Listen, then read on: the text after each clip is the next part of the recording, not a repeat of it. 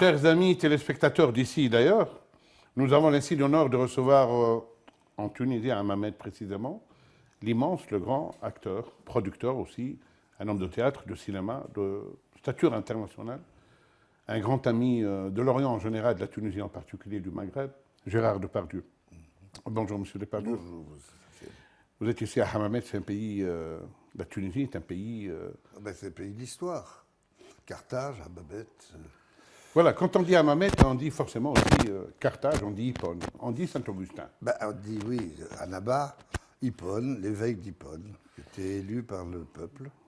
Et vous avez fait beaucoup de lectures publiques sur les planches, aussi dans des basiliques, dans des temples et tout, Partout. de Saint-Augustin, notamment les Confessions. Vous avez particulièrement à cœur ce texte-là, les Confessions de Saint-Augustin. Les Confessions, c'est complètement étonnant, puisque c'était quelqu'un qui... Enfin, les Confessions vous aident à trouver la foi. Alors, la foi dans l'islam, chez les chrétiens, chez les schistes catholiques, où il y a plein de choses, y compris Saint-Augustin, on voit que c'est celui qui a permis à Luther et aux calvinistes d'exister. Enfin, il y a tout dans Saint-Augustin. Et puis, il y a aussi les religions juives. Enfin, c'est un peu comme dans le... Après Saint-Augustin, vous lisez le Coran, car, par exemple, Saint-Augustin, les manichéens, il a étudié avec les Grecs, les Aristote. Une chose idiote, c'est ce que l'Église n'a pas voulu le reconnaître. Alors, Monsieur Depardieu, tant que nous sommes dans ce registre de religion, de la foi, du mystique, quelque part, il y a une histoire, je ne sais pas si elle est vraie, je suppose qu'elle est vraie. Si elle n'est pas vraie, elle est bien inventée, en tout cas. Vous assistez à un grand concert d'Umm Kalsoum en 67 à Paris à l'Olympia, la grande diva, et vous vous convertissez à l'islam. Et après, vous fréquentez 2 années durant la grande mosquée de Paris. Et après, vous en ressortez. Certains disent comme apostat, vous avez taxé d'apostat. Alors, la chanson ou l'art vous fait entrer en islam, et puis un imam vous en expulse. Non. C'est paradoxal un peu. Non, c'est pas. L'imam ne m'en a pas exclu.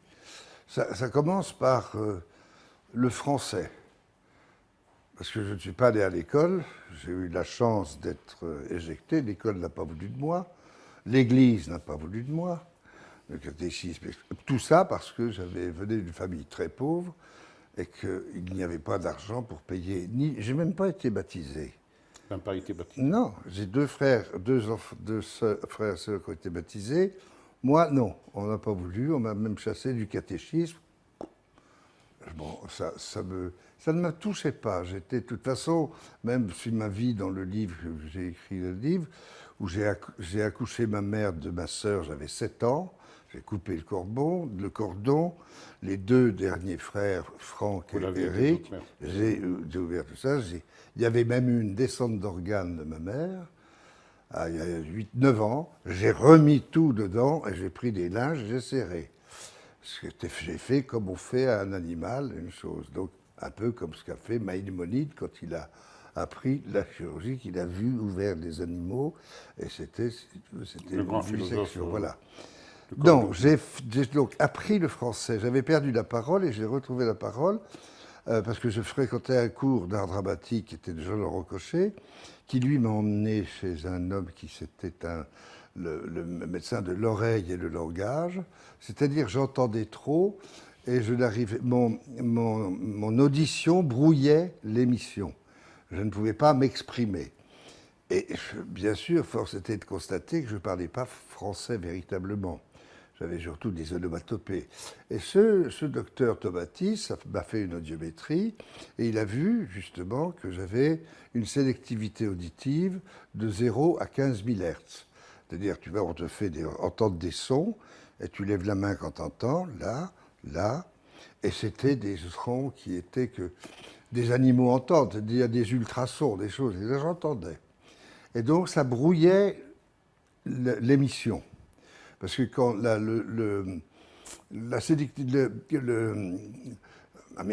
les hertz de la langue française, ça va de 500 à 1500 hertz. La langue arabe, ça va de 500 à 2000 Hertz. Et c'est pour la jota de l'espagnol. Donc c'est toute une chose, je suis resté avec eux.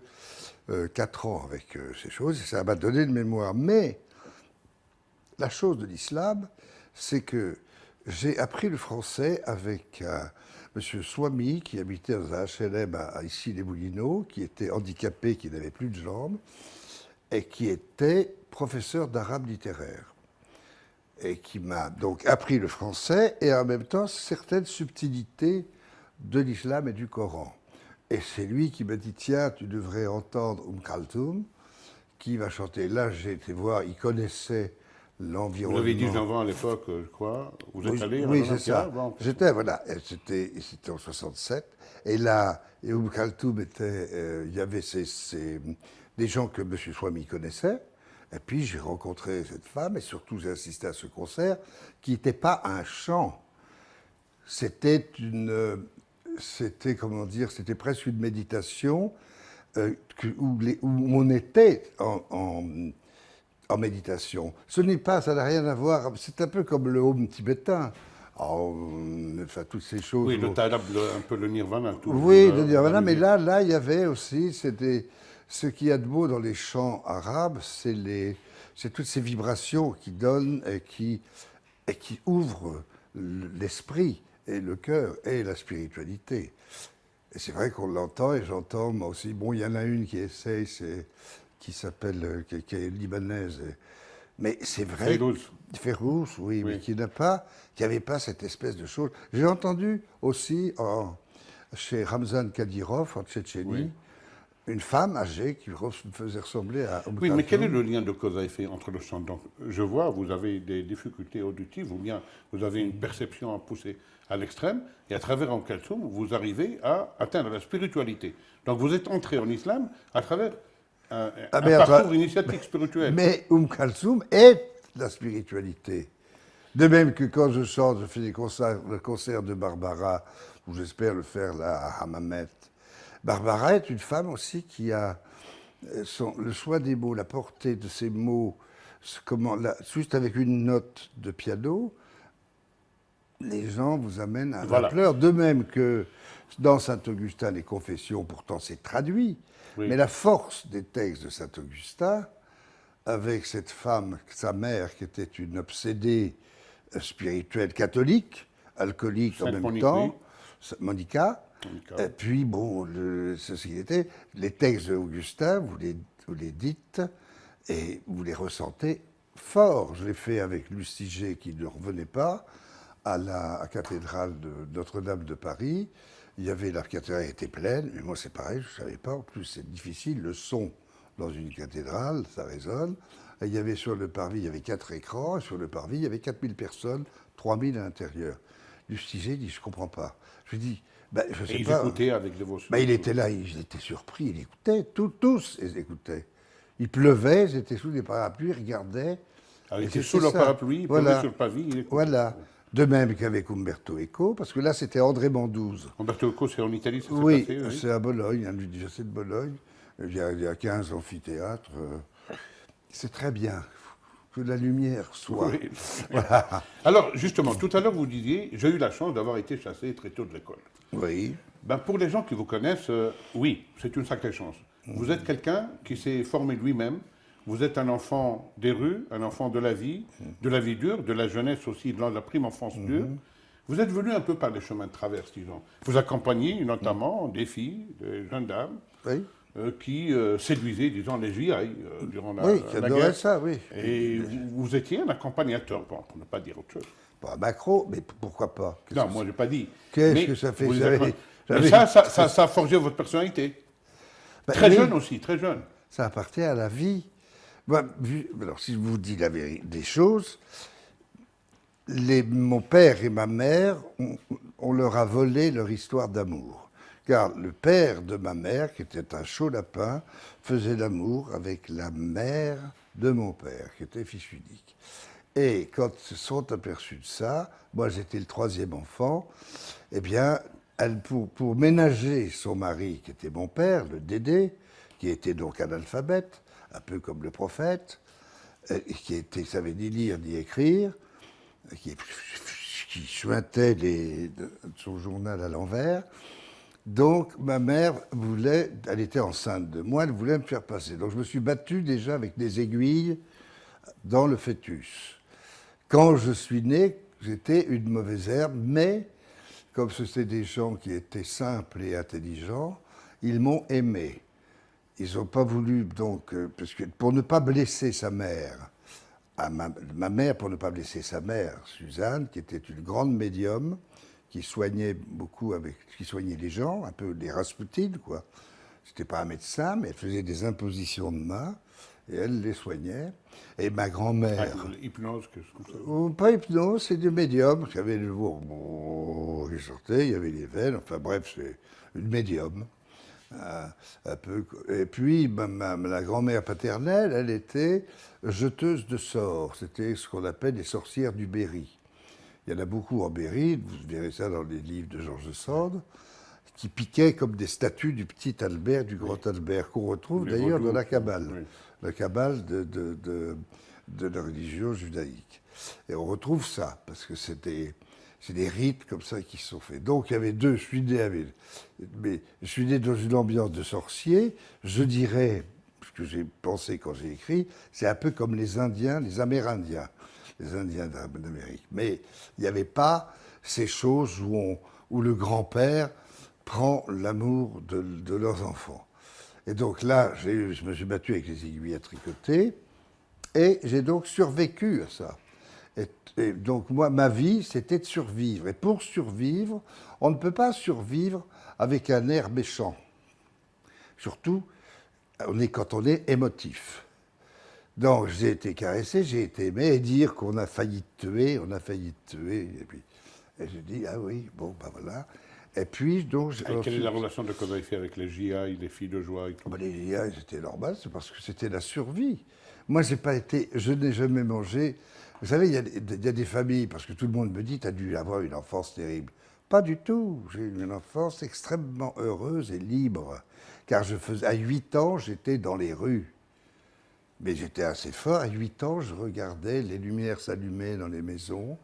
J'habitais dans une cité, c'était pendant la guerre d'Algérie. J'habitais dans une cité où il y avait des Algériens, des pauvres qui avaient servi l'armée française et qu'on maltraitait. Qu'on donnait d'ailleurs, j'étais là. Voilà. Et donc, mais moi, je passais comme ça. Rien ne pouvait m'arriver. Rien. Quand j'étais à New York en 1975, on me dit, il ne faut pas traverser Central Park, c'est très dangereux. Il y avait effectivement beaucoup de drogue. Je traversais Central Park, et comme je n'avais pas peur, c'est les autres qui changeaient de trottoir. Et j'ai jamais éprouvé de peur. Vous êtes des sous une bonne étoile, disons, hein, parce qu'il y a quelque chose un peu de mystique dans tout ça. Hein, mais il y a surtout du mystique, comme il y en a chez tous les gens. Simplement, les gens ont leur part de mystique, ils l'arrêtent. Ils l'arrêtent avec des idées intellectuelles, ils l'arrêtent avec leur savoir. C'est pour cette raison qu'à 50 ans... Aussi, non, culpabilité, c'est autre chose. Oui. Non, c'est pour cette raison qu'après 50 ans, je me suis dit, mais quelle chance de ne pas être allé à l'école. Car je n'avais pas un professeur qui me montrait comment lire Marivaux, Molière, Musset, La Fontaine, et je l'ai découvert. N'empêche que Jean-Luc Godard, François Truffaut, Alain René démence le cinéma français. Blier aussi, vous avez été adopté par ces gens-là, qui vous vouaient un culte quand même, parce que votre culture, elle est universaliste, particulièrement dans le français classique. Oui. Avoir la chance avoir été à l'école et en même temps maîtriser parfaitement la diction, la langue, les tournures grammaticales, l'imparfait subjonctif. On vous a vu dans Cyrano de Bergerac, c'était un rôle. Oui, mais la culture, c'est quoi? La culture, c'est pas ce qu'on apprend, c'est ce qu'on vit. La culture, ça s'apprend, ça se respire. Les vers, un alexandrin, la Grèce en ma faveur est trop inquiétée, de soins plus importants, je l'ai cru agité, Seigneur.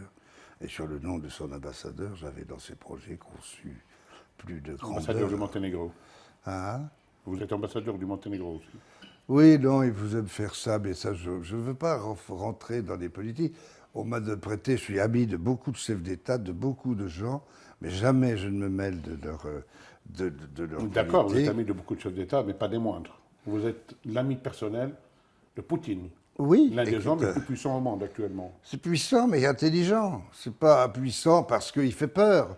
La puissance, c'est justement de ne pas faire peur et de suffisamment être intelligent pour contourner et puis pour faire mettre à genoux des imbéciles. Vous êtes citoyen russe depuis 2013, Oui. grâce à Poutine notamment. Grâce à Hollande, comme il m'a chassé là-dessus, je remercie cet abruti À de cause de Hollande. Hollande, disons. Oui. Grâce Abruti à de Hollande, à qui Poutine, j'ai téléphoné et je lui ai dit, parce que j'avais le numéro de l'Élysée, puisque avant je parlais à Chirac, je parlais à Sarkozy, je parlais à tous ces gens qui, la politique ressemblait étrangement un peu à une sorte de mafia. Voilà, c'est ce que j'ai toujours pensé un peu partout. Même pas contredit non plus par Poutine, ni même par Viktor Yushchenko ou Viktor Kouchma, qui était l'Ukraine, et l'Ukraine est le berceau de toutes ces... Parce que l'Ukraine était un royaume avant les bolcheviks. Oui. Et donc, enfin bref, on ne va pas faire d'histoire, mais c'est vrai... Donc vous téléphonez à Poutine? Non, je téléphone à Hollande. À Hollande. Parce que j'avais le numéro, je connaissais toutes les... Vous savez, les gouvernements changent, les présidents changent, mais les téléphonistes restent. Le mec qui ouvre la porte de la voiture reste. Les fonctionnaires restent. Et c'était des copines. Et je lui dis, il est là, le nain? Elle me dit, pas encore, Gérard, pas encore. Je dis, est-ce que tu peux m'appeler dès qu'il est là, que je le chope, que je lui parle? Et il a fallu attendre 8 heures du soir pour que j'entende « Allô ?» C'était lui. Il me dit « Oui, c'est François Hollande. » Ah, je lui dis quand même, ça y est, t'es sorti de ton trou. Il parle avec ce ton de oui, bémol comme ça? Oui, bien sûr. Non, oui, je suis... je lui dis, t'es content de toi? De quoi? Oui, je dis, t'as gagné les élections.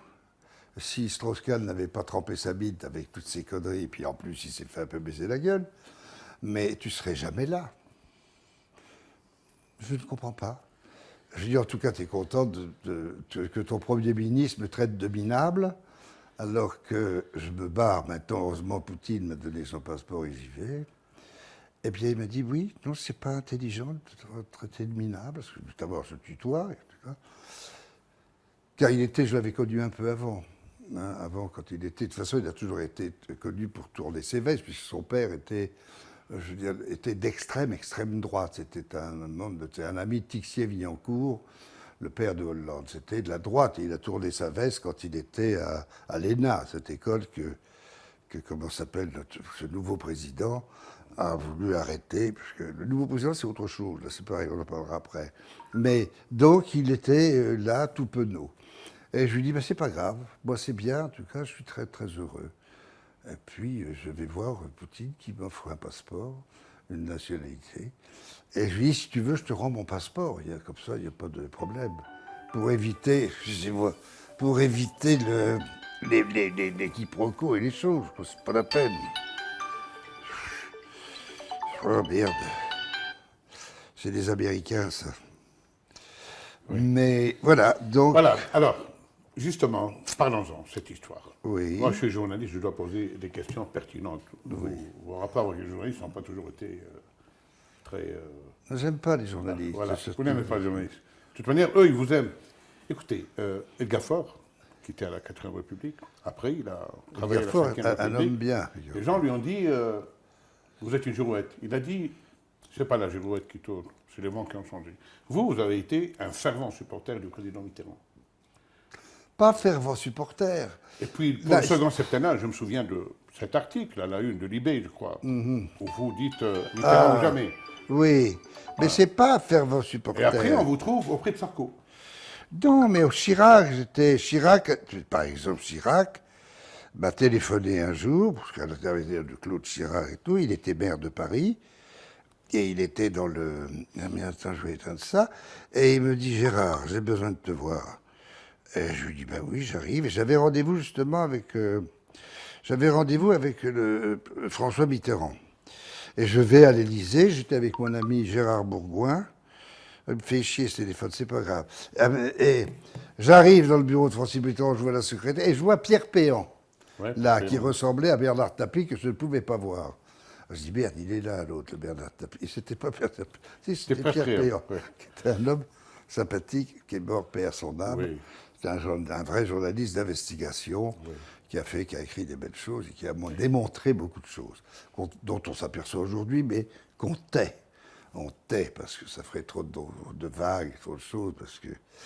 Et ça, c'est là où on peut se méfier des politiques. Et c'est partout dans le monde, hein, sauf avec Castro. Qu'est-ce que j'ai pas entendu avec Castro? Je suis resté 17 ans avec Fidel. 17 Fidèle ans, à fidèle. Fidèle à fidèle. C'était un homme extraordinaire. Bon, enfin bref. Alors, c'était quoi, tu disais, sur le... Non, C'est pas du jour au avec Chirac, il m'appelle, là, et il me dit, Gérard, j'ai un problème, je ne sais pas m'exprimer à la télévision, je suis très maladroit, il va y avoir bientôt les présidentielles, j'ai des chances, et je voudrais que tu me dises ce qu'il faut faire à la télévision. Pour que je sache. C'était Claude Chirac qui l'avait donné, Claude, lui, elle s'occupe dans de ça. son bureau de la mairie de Paris. Ben, je lui ai dit, mais Jacques, il n'y a rien à faire, je ne peux pas te donner des conseils, mais en tout cas, il y a une chose que tu viens de dire. Si tu le dis devant la télévision au moment où tu as ce blocage, dis, voilà, chers téléspectateurs, chères téléspectatrices, j'ai un gros problème, c'est que je me sens très maladroit quand je m'exprime à la télévision. Tout m'embrouille. Et donc, je vous demanderai de m'excuser. Si tu leur dis ça, tu peux être sûr que les paroles viendront tout simplement.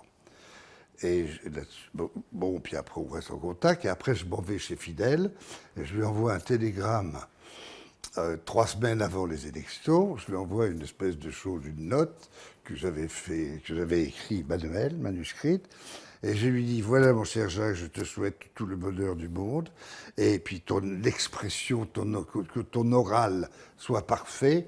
Je suis en train de te faire, je fais une lettre au prochain président de la République, Gérard. Et donc, il est donc... D'accord. Voilà.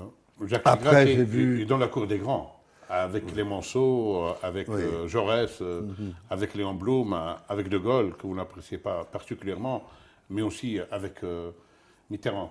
Mais pour Sarkozy, c'est un peu différent. Non, Sarkozy... Il n'est pas dans ce club fermé des grands présidents français. Mais il n'est peut-être pas dans ce club fermé. Je vous ai dit encore une fois que la politique ne m'intéressait pas. Surtout... Vous l'avez soutenu il n'y a ardemment. pas... Non, si tu connais Sarkozy, je soutiens souvent des gens qu'on déteste ou sur lesquels il peut y avoir des polémiques. Car que celui qui n'a jamais péché, Le Montaudois, vous êtes toujours de son côté. celui qui n'a jamais péché lui jette la première pierre. Ça, c'est des choses qui restent un peu comme dans toutes les religions. Il y a des choses qui sont très belles. On n'a pas ce qu'on mérite. On a ce à quoi on ressemble. Toutes les merdes qui t'arrivent, c'est simplement un retour des merdes que tu as faites. Et donc, il y a tout ça. La politique ne m'a jamais intéressé, c'est l'humain qui m'intéresse. Et quand l'humain a besoin, ben, je donne, mais je ne vais pas juger. Donc, avec Poutine, vous ne parlez jamais politique? Si, lui, il parle de géopolitique. De géopolitique. Mais il y a pas beaucoup... uniquement avec Poutine, hein, avec d'autres grands présidents. Non, mais des grands vous avez des rencontres comme ça. Non, mais des grands présidents et des grands hommes qui ont... Ils n'ont pas besoin, tout ça, vous avez des retraites ensemble. Bien sûr, ils n'ont pas besoin d'être, au président. Je préfère presque parler à ceux qui font les présidents que les présidents. Comme Poutine, par exemple, fait beaucoup d'hommes d'État. Le Medvedev, par exemple, c'est comme ça, parce que après 70 années de communisme, 70 années de mensonges, quand Khrouchtchev donne la Crimée en 1953, après la mort de Staline, et que donne la Crimée parce que c'est un Ukrainien, c'est l'exécuteur des basses œuvres de M. Staline. Tout le monde chie sur Staline. Mais il faut voir d'où vient Staline, de Géorgie, élevé chez les catholiques. Il a fait... Bon, et puis c'est vrai que quand on est dans un ordre totalitaire, que ce soit communisme ou nazi, bah qu'est-ce qui génère ça? C'est la peur. Parce que l'homme est capable de n'importe quoi. Et donc on suit pour enlever la peur. Oui, donc Poutine, pour vous, il a fait un sauvetage de son pays. Il a remis le pendule à l'heure de la Grande Russie. Certains disent qu'il y a le vieux rêve de Ivan le Terrible, de Pierre le Grand, qui veut réincarner la Sainte Russie. Les Russes sont d'un patriotisme particulièrement ardent et exemplaire même. Donc vous admirez en Poutine cela. Oui, mais je ne pense pas que Ivan Grozny. Ivan Grozny, il était prisonnier des boyards, pas des boyards, de Chouïski, Kniaz Chouïski, des princes Chouïski, qui étaient parce que les Romanov sont venus bien après Ivan Grozny. Et il était comme ça, en otage. C'est un peu comme on a pris en otage des rois. Tiens, l'ayatollah Khomeini. À Neuf-le-Château. Voilà, à Neuf-le-Château, qui était là, avec ses barbus, en train de... Et puis là, cette espèce de grande mec... D'ailleurs, on dirait presque un croque-mort, le Giscard d'Estaing, qui, je dois dire, maintenant écrit des livres qui sont intéressants, intelligents. Quand il était au pouvoir, il a simplement demandé il a donné sa liberté, remis l'ayatollah Khomeini là-bas en Iran, en essayant de supprimer les dettes du Shah d'Iran. Bon, c'était déjà, tout ça était... Alors, ça, c'est la politique. On ne connaît pas les enjeux. Et après, le diable s'est installé. Après, on a eu que des merdes. Parce que l'islam, il n'y a pas... J'ai pas vu dans le Coran du prophète, j'ai pas vu de charia. J'ai pas vu, j'ai vu des choses... Malek Sebel qui m'a initié, de même que... Oui, ce Malek Sebel qui est mort très jeune. 62 ans, il n'y a pas longtemps. Marc-Alain Waknin, qui fait Dieu ou l'art de la pêche à la ligne, ou toute la société juive, le Talmud, la Kabbale, la Torah, des choses, la Torah, qui sont des livres religieux comme la Bible, que je n'arrive pas bien à lire. Mais tout ça, c'est une espèce de mélange de tout qui me fait que le plus important, c'est de vivre et d'aimer. Et puis surtout, ne pas se mêler de politique, car c'est de la merde.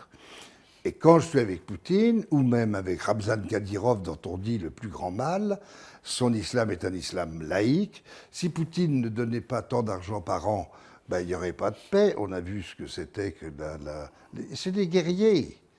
De la Tchétchénie, en passant par le Daghestan, en passant par l'Ouzbékistan, qui était Kadyrov, en passant par le Tadjikistan, tous les stans, c'est des guerriers. Ouais. On n'y peut rien. Et ce sont des musulmans laïcs. Moi, j'ai vu des hommes de Ramzan Kadyrov. J'ai vu même Kadyrov aller dans la montagne, il était filmé, chercher un Edelweiss pour l'anniversaire de sa femme.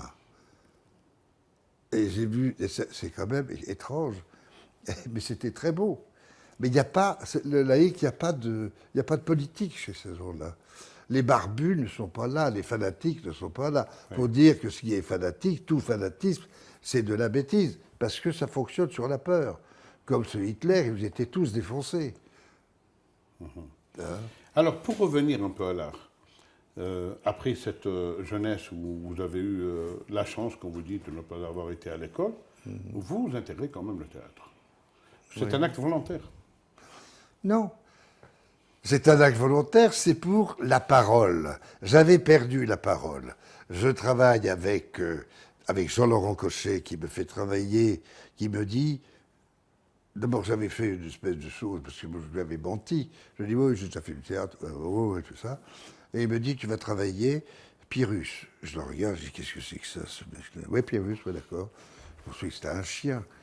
Don César de Bazan, qu'est-ce que c'est que ces noms-là? Et je travaillais Rue Blas, qu'est-ce que c'est que ce machin? Et après, heureusement, j'étais avec des gens qui connaissaient. Et il m'a dit, mais non, c'est Racine, Hugo, Corneille, le Cid, puis Jules Laforgue, Rimbaud, Verlaine, et surtout Victor Hugo. C'est vrai que le monologue de Ruy Blas, ou même dans Salluste, c'est extraordinaire. Dedans. Et donc j'ai appris ça, et avec Tomatis, qui m'a débloqué cette parole, et qui a développé une mémoire naturelle, parce qu'on a plein de micros dans le corps, là, et puis c'est venu comme ça. Donc je ne m'écoutais pas, je vivais. Et j'avais la chance de ne pas suivre des directions que que certains Les directions professeurs... d'acteurs, par exemple. Oui, mais non, ça, j'ai toujours chié dessus, les méthodes Stanislavski. J'ai reçu le prix Stanislavski, mais j'ai dit, ça sert à quoi? Et après, très jeune aussi, moi j'étais très jeune, j'ai vu par exemple Barocco, j'ai vu Novecento, avec Bernardo Bertolucci. Oh, Oui. le personnage avec Robert De Niro. Oui. Et c'est un film immense qui m'a marqué particulièrement. Oui, parce que c'était encore le cinéma. Et après, c'est Jean-Luc Godard, Michel Truffaut, Alain René, Oui. Bertrand Blier. C'est le grand nom du cinéma français et international. Oui, mais Qui vous ont très tôt quand même adopté. Vous avez eu des rôles quand même non, assez importants. c'est surtout l'époque où le cinéma, et c'était pas du tout manipulé par la télévision, comme par exemple en Inde avec Satyajit. Là, ils font 900 films par an à l'époque. Hein, je parle de ça il y a 30 ans. Mais c'est des films qui racontent il y a 1200 castes qui racontent les castes, les parsis, la plus haute, ceux qui ne se font pas enterrer, ou même sur le Gange, ni même brûler, ils sont sur des tours du silence, où les oiseaux, ils se font becqueter. Alors, donc ça, ils racontent ces choses-là. De même que dans toutes ces Bollywood, c'était ça, c'était du sirupeux, comme dans ce qu'on appelle des soupes sentimentales brésiliennes, turques. Il y a tout ça. On faisait 900 000 films par an, parce que puis en plus, le cinéma coûtait même pas une roupie. On allait au cinéma. Et le cinéma était différent. Donc le cinéma européen, le cinéma américain était très bon dans les années 30. Après quand tous les Allemands ont fui, c'est Lubitsch. Tiens, regarde le box-office de tous les cinéastes américains. T'as pas beaucoup d'Américains dedans. T'as beaucoup de Juifs qui ont fui. Eric von Stroheim, par exemple, les rapaces. Mais avec Griffith avant et tout ça avant. Oui, mais tout. Mais alors, en France, il y avait l'Italie qui avait quand même une espèce de culture et un cinéma extraordinaire. Il y avait une culture politique, puisque l'Italie est toute nouvelle. Elle a été faite par Garibaldi dans les années 1870, alors que nous, on était en pleine guerre. Et puis, c'est tout. Donc, il y a chaque région, parce que l'Italie a été regroupée, comme Mao Tse-tung a regroupé la Chine avec le mandarin. Et l'Italie, bon, ils avaient leur dialecte, mais il y avait les bases latines. Vous avez été aussi particulièrement imbu par le cinéma italien. Vous avez travaillé avec Bertolucci, qui a 33 ans a produit ce grand film. Mais avec Ettore Scola, avec Francesco Rosi, avec Fellini, Francesco Rosi. Pasolini, vous avez côtoyé Pasolini. Oui, bien sûr, on a joué au foot avec Pasolini, et puis c'était quand même quelqu'un, c'est un grand poète, là, il ressort ses livres de poésie, c'est extraordinaire. Mais Pasolini. Mais il y avait aussi Mario Monicelli, tu avais toute la comédie à l'italienne. J'ai fait un film de Mario Monicelli, il avait 95 ans, alors qu'il avait toute sa tête, et il n'en pouvait plus. Parce que tu sais, quand on vieillit, on a toute sa tête et ces choses. Et il s'est jeté, il était dans l'hôpital, il s'est jeté du 5e étage. Il faut quand même avoir un sacré cran pour faire ça. Bonicelli était un cinéaste énorme. Amici Miei, et puis la comédie. Rosi, tout ça. Voilà. Ouais. Alors, et puis il y a la consécration internationale. Vous êtes l'un des premiers Français à avoir été reconnu de cette manière. Vous êtes, peut-être après Louis de Funès, l'acteur français qui a été le plus regardé dans des films, le plus succès. Vous le détrônerez peut-être bientôt, d'après certains critiques, certains papiers. Et là, on a le Masque de Fer, on a 1492, on a des films de dimension internationale. Vous avez reçu 2 Césars, je crois. Oui, je ne sais pas, mais de toute façon, on s'en fout. Donc, tout à coup, c'est un petit génie qui ressort. Les gens ne vous attendaient pas, qui avaient fait des écoles de direction d'acteurs, qui avaient fait... Et vous sortez avec toute cette histoire-là, où il y a du mysticisme, de la magie, un peu le chemin des voyous, disons, entre guillemets, pour émerger, mais en même temps, pour être un grand classique, en même temps. Parce que Cyrano de Bergerac, quand même, est un texte très, très, très puissant. Ben, c'était extraordinaire, mais sublime. Et c'est après Obélix, il y a Obélix. Ah bah oui, Obélix, c'est l'histoire de France, Obélix. Les Gaulois, C'est l'histoire de Vercingétorix, Astérix. Obélix, Astérix. Ah tout ben ça. voilà, oui. Et oui, vous avez fait oui, 3 ou 4 fois Obélix. 4. Quatre. Oui, 4, oui. Et puis après, vous quittez la France, donc c'est Obélix qui quitte la France. C'est C'est Obélix. une partie de la Gaule qui s'en va. Oui, ben ça, je laisse aux journalistes le soin d'expliquer les choses. Je laisse, parce que de toute façon, moi, je n'écoute rien, je ne les vois pas. Je vois le monde. Je suis intéressé par le monde et les gens qui me touchent. Qu'importe ce qu'on dit d'eux, moi, je sais ce que j'entends d'eux. Oui, mais vous touchez le monde, vous produisez du vignoble, vous avez Oui, des oui, chevaux, oui, mais vous êtes en Haute-Savoie, vous avez des fermes, des choses. Vous avez fait un tas de choses. Hein, vous êtes pêcheur, vous êtes chasseur, Oui. vous faites des randonnées. C'est pour un peu compenser cette jeunesse qui n'a pas été austère, mais qui a été enfin une jeunesse. Non, non, c'est pour de vivre. vivre. Je n'ai pas eu de jeunesse austère, j'ai une jeunesse Oui. libre. Et je continue d'être libre. Je ne veux appartenir à personne, ni à aucune société. Je voyage et je suis le baladin du monde occidental ou le pèlerin russe. Exactement. Je suis rempli des choses que je vois, des gens que je rencontre. Mais jamais je ne juge. Je n'ai pas envie de juger. Oui, C'est-à-dire jamais que vous dès, ne jugez. dès que D'accord. je sens quelqu'un qui est dangereux, hop, je me mets sur le trottoir d'en face. Je ne vais pas affronter un con. D'accord, vous ne jugez pas, mais par exemple, disons, vous avez travaillé avec des grands, nous en avons cité beaucoup, Ridley Scott aussi. Hein. Oui. Alors, si on vous demande de juger quels sont, parmi les grands, le Panthéon pour vous, pour les réalisateurs, par exemple. Mais ça dépend. Alain René, Godard. Non, Alain René, Truffaut, j'aime pas. non. Godard, je m'en fous. Truffaut, oui. Truffaut, oui, il y a François parce qu'il y a, il est romanesque et puis il aime les femmes. Parce que Ridley c'est Scott l'homme qui est fait. Ridley Scott, c'est extraordinaire. Ridley Scott, c'est un garçon qui a été élevé par son père qui était militaire à la cravache. Malheureusement, il ne s'est pas revenu du suicide de son frère Alan Scott. Puis je connais bien Ridley Scott, y compris sa mère qui avait 103 ans, qui les tapait à la baguette aux militaires. Non, mais c'est pas ça qui m'intéresse. C'est pas ça, c'est d'avoir eu la chance de les côtoyer, de faire ensemble un film avec la même énergie. L'énergie, c'est plus que le talent. L'énergie, c'est un mélange d'amour et de réflexion et d'enthousiasme et d'élan vers les choses. On n'a pas besoin d'être intelligent pour avoir une énergie. Vous ne semblez pas être un homme religieux, mais vous avez un sens de la spiritualité très poussé.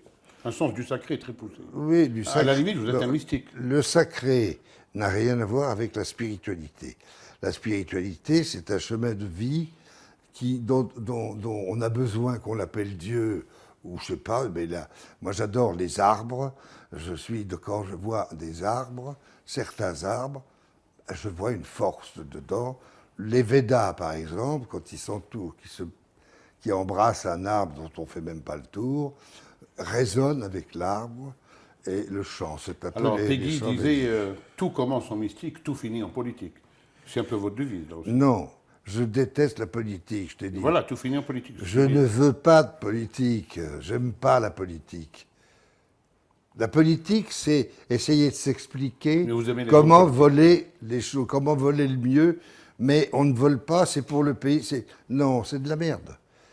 Mais effectivement, que le mystique ou l'esprit ou la vie, l'air qu'on respire, entendre les oiseaux chanter, là, qui se font le petit briefing de la journée parce que le soleil se couche, parce qu'il y a des lois naturelles qu'on est obligé de respecter. Où là, où Dieu ou quelqu'un d'autre nous parle.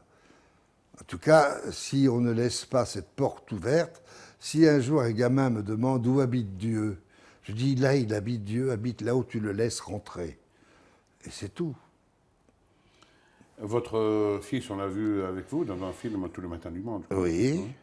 Il était brillant dans ce film particulièrement. Tous les matins du monde, puis il y a d'autres films qu'on a fait ensemble, Aime ton père, mais Guillaume avait été gêné. Vous parliez tout à l'heure de quelqu'un qui était un chaud lapin dans la famille, mais vous aimez les femmes. Ben, oui, bien sûr, j'aime les femmes, mais et puis, bon, je n'ai pas, comment dire... Alors les bains de mer, les femmes, le chevaux, la fameuse citation de Goncourt, vous, Oui. c'est Non, les chevaux, les femmes, la poésie. non, mais j'aime les femmes, je n'aime pas pour faire des conquêtes. J'aime les femmes parce qu'il y a des choses qui s'épuisent. Et puis c'est vrai, mais j'aime les enfants, j'aime la liberté. Je n'aime pas être inconscient dans cette... je n'aime pas profiter de ces femmes.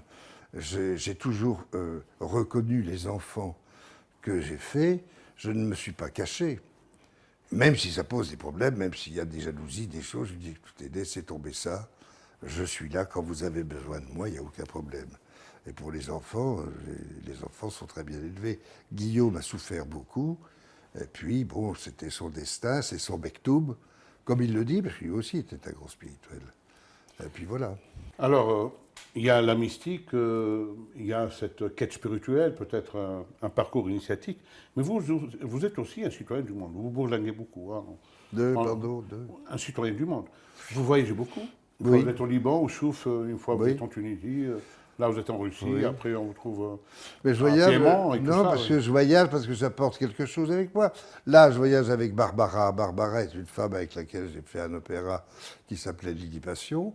Barbara était une femme très exigeante, extrêmement rigoureuse, qui a été abusée par son père, juive, qui était juive et abusée, qui a souffert du nazisme, et elle se cachait dans les franges. Non, l'aigle noir, c'est le viol. Non, oui, c'est le viol. Voilà. Oui, non, l'enfance, c'est aussi tout ça. Donc, c'est dans le récital que j'espère donner là à Tamanrasset. Et pourquoi pas à Carthage, parce que Carthage, c'est la ville aussi où Saint-Augustin a découvert le théâtre. Et puis, toute cette vie comme ça, qui faisait partie du spectacle. Et il était surpris, le théâtre me ravissait, mais je ne comprenais pas pourquoi rit-on du malheur des autres. C'est vrai que ce qui fait rire, c'est dans Laurel et Hardy, ou même quand on glisse sur une peau de banane, comme les films d'Harold Lloyd, de Buster Keaton. On demandait à Buster Keaton, par exemple, pourquoi ne riez-vous jamais dans vos films? Et Keaton a répondu, parce que je pense à ce que je fais. Donc c'était un peu intellectuel, mais c'est vrai que quand on voit Chaplin, par exemple, tous les films que Chaplin a fait, c'est sur le malheur des autres. Il a fait un film sur la famine, sur les temps modernes, tout ça. Et puis, les gosses abandonnés. Et puis le Hitler, là c'est hallucinant. Et c'est vrai que le cinéma est un porteur qui est un peu complètement bousillé maintenant par ces séries de Netflix, ces plateformes qui tuent tout parce que ça vient d'Internet, et je pense qu'Internet est encore 10 fois plus dangereux, puisqu'on peut élire des présidents.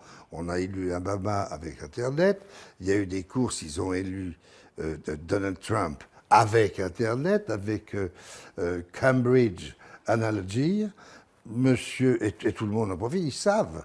Donc on crée des profils, on fait des choses. J'espère que pour votre prochain ou prochaine, je pense que ce qui serait bien, c'est d'avoir une femme dans un pays. En Tunisie, il y a une femme. Mais bien entendu, j'ai bien vu une femme présidente en Éthiopie, qui est pourtant là où on a trouvé Lucie. C'est une australopithèque, ce n'est pas un homidé. Et là, oui, c'est 3 millions. L'ancêtre des êtres humains, en fait. Non, c'est un homidé. Oui. Les êtres humains sont venus il y a 300 000 ans. C'est-à-dire qu'ils étaient doués. Après, les êtres humains, c'était pas que les cueilleurs-chasseurs, et ils sont tout à coup chassés vraiment, et ils ont pris des outils. Après, après, il y a eu un langage. Après, il y a eu une écriture. Après, il y a eu les premiers langages, c'était des chants.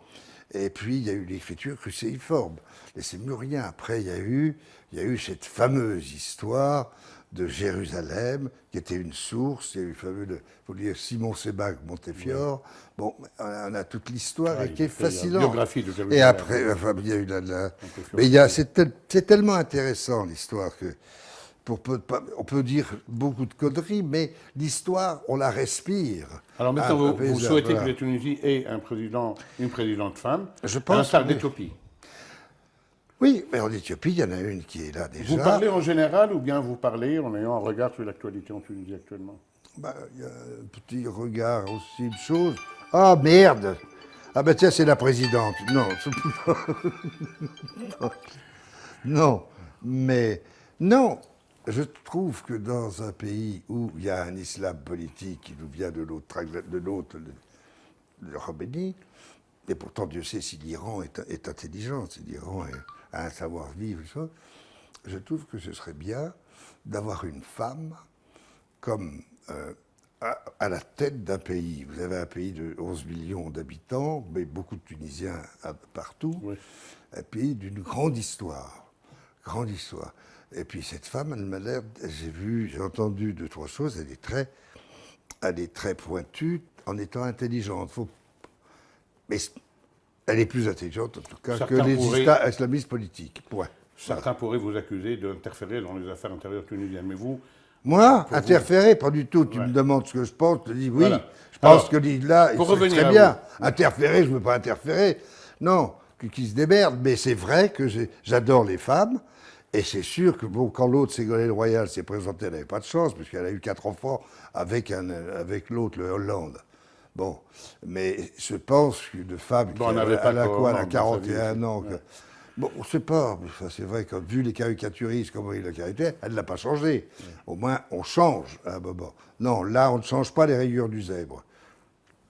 C'est elle, c'est elle. Mais je pense que cette femme, une femme, il y a quand même... D'abord, une femme, c'est une mère aussi. Je veux dire, une femme naît mère, un homme devient père. Alors, donc, bon, il y a quand même une chose qui est exceptionnelle.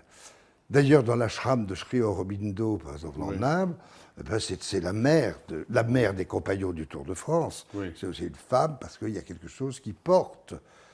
Hein, et l'homme, bon, il peut être... Puis les marines de guerre avaient soutenu aussi les... Non, alors, pour revenir à vous, vous êtes maintenant, vous êtes une famille d'acteurs, disons.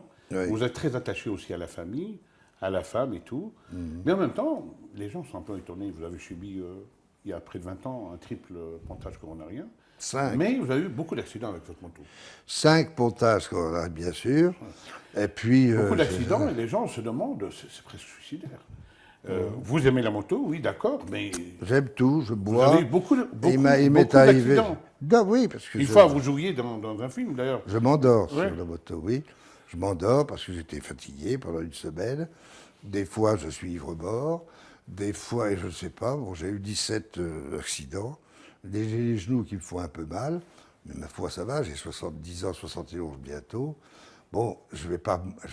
Attends, je me dis 71 ans, j'espère, en 2020, en 2030, j'aurai 81 ans, je ne sais pas ce qu'on peut foutre à 81 ans. Si j'ai la tête est bonne, c'est bon, mais autrement, je ne vais pas m'amuser.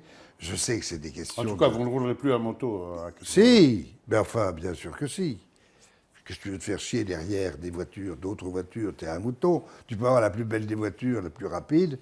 T'es toujours derrière un con. Alors, je vais vous raconter une petite histoire. En Tunisie, vous êtes très populaire. Très populaire. Les gens vous aiment beaucoup. Différentes couches sociales et tout. On a pris une photo ensemble, je l'ai postée. Et puis les gens me disent, tiens, il y a un verre d'eau devant lui. C'est étrange, c'est étonnant. Un bateau? Un verre d'eau. Ben oui. Les gens sont étonnés. Mais pourquoi? Parce qu'il faut être complètement con. Pour vous, c'est une tragédie que de boire de l'eau. C'est-à-dire que vous aimez le vin aussi, mais bien sûr, j'en fais du vin aussi. Mais j'aime pas les modes. Là, pour le moment, les vins que j'en vois, pour moi, ils ont trop de... Ils sont récoltés à trop de maturité, et ça donne des vins qui sont des extraits de choses. Moi, j'aime les vins tranquilles, des vins de belote, des vins où on discute, des vins qui ne nous entêtent pas, des vins où on peut travailler, des vins qui ont un goût qui sentent la cave, des fûts, des choses. J'aime pas le vin... J'aime pas ces vins modernes. J'aime pas la mode. Voilà. Ouais. Alors, on va finir cette interview.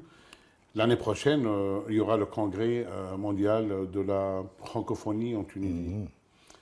Est-ce que vous avez un programme pour ça?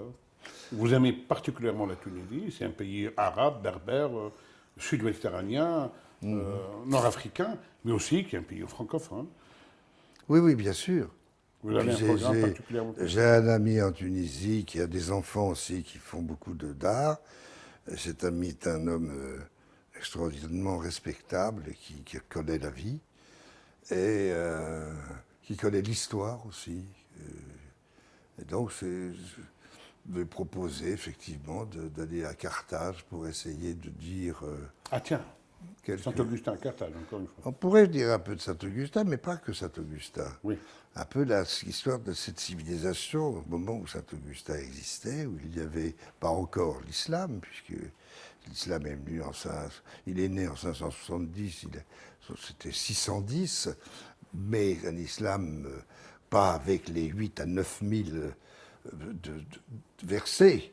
Lui, il y avait 1256 et puis un certain nombre de sourates, mais il n'empêche que même dans ce qui était dicté et non pas écrit, puisqu'il ne savait ni lire ni écrire, mais bon, il y a quand même, un peu comme le Christ, il y a des apôtres, Oui, des c'est une parole plutôt révélée, alors que oui, mais c'est... l'autre, c'est Donc, inspiré, essayez de voir, voilà, ça veut dire quoi, enfin, de voir, c'est une idée de con, mais enfin, bref, ça fait partie de cette espèce de menace que donnent un peu les nazis et les cons. Voilà, c'est beaucoup d'ignorance. Et donc, mais de mélanger aussi les juifs, les chrétiens, l'islam et la vie. Pourquoi pas les païens aussi, bien sûr. Parce Ah, mais le paganisme est très intéressant, mais le paganisme, sans le paganisme, il n'y aurait jamais toutes ces autres croyances. Ouais. Et c'est ce qui est de la force de André Mandouze et d'Umberto Eco. Bienvenue en Tunisie, d'autant plus que vous semblez très heureux. Vous marchez pieds nus à Mamet, vous Je sentez marche l'air. souvent pieds nus, oui. Non, mais faut marcher sur des choses belles. Merci à vous, ça a été un honneur pour moi Merci. de vous interviewer. Vous êtes une légende. Mais non. Vous êtes aussi un homme en chair et en os et en même temps une légende. Merci à toi. Merci, cher ami. Allez, merci. Au revoir. Et bravo pour ton pays.